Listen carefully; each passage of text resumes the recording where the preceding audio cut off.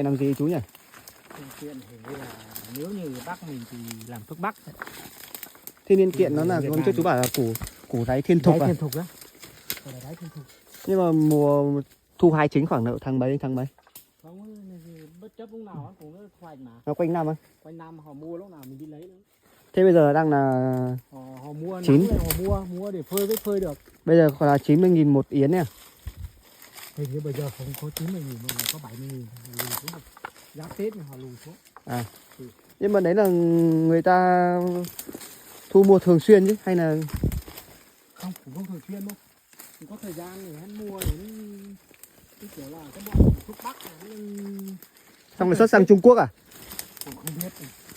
Mà thấy mua nhiều lắm, mua mấy tấn, hàng tấn.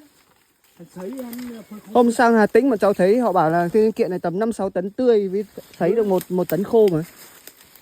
hài lắm. Là phết đấy.